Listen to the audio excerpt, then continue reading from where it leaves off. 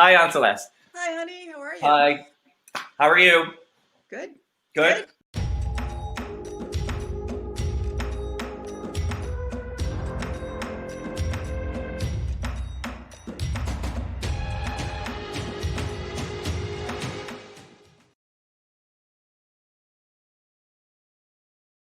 On a whim, I guess would be that. That's probably not the best way to say it, but on a whim, essentially, I joined the Marine Corps in 19. I signed the paperwork in 1993.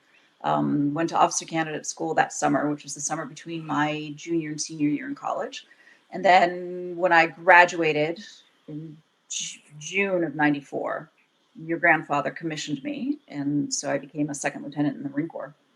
Um, but my experience, really probably the biggest experience that confirmed for me or that taught me that I had the capacity to do more than I ever expected that I did, was that 10-week officer candidate school in Quantico, Virginia, the summer of 1993, um, where I kind of I thought, hey, here's this Marine Corps thing. Sure, I'll do it. I put my application in.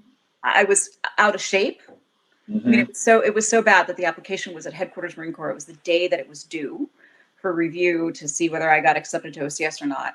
And I was running a physical fitness test, trying to get myself my run time. It was my trying to get my run time under the the minimum that was allowed to be Yeah. considered.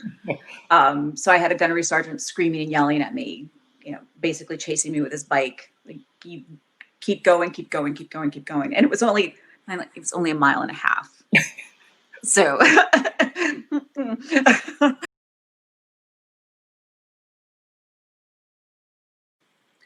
my limit is far beyond what I think it is. Yeah. Um, it's and that my success really, I think, came from really kind of falling flat on my face and getting back up. Like, my my understanding kind of is resiliency as a whole, that that if you're getting it wrong, if you're tripping, stumbling, you're trying and you're working and you're doing it. um, your marker of success really oftentimes isn't so much the success itself, but it is what you do when you fall flat on your face. Mm. Do you just kind of curl up in a ball and say, okay, the stump and I, we're just gonna hang out here together, and I don't care. I'm not getting back up, and I'm done. Yeah. Or do you pick yourself back up and dust yourself off?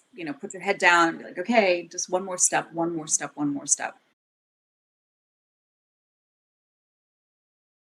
You have to give yourself permission to feel whatever it is that you're feeling.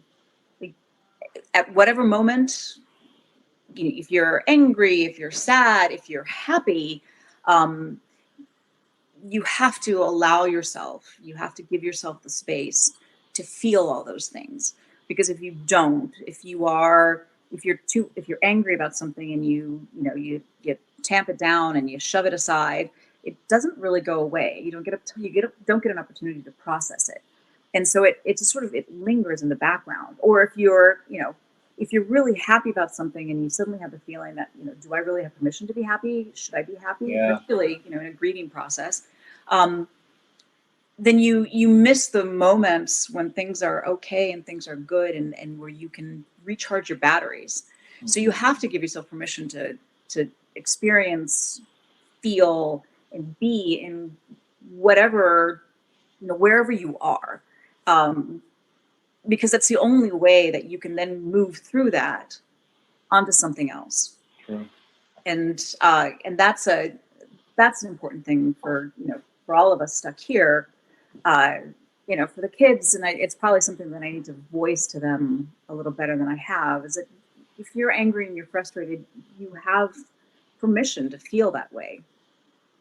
What you do with it, is another story. Exactly. You don't get to lash out at everybody else because you're upset because you're stuck here. There's we got to figure out a better way to deal with that. But you're allowed to be angry. You're allowed to be frustrated. You're allowed to lose your patience. You're allowed to, and that is important for these these kind of situations and these kind of moments.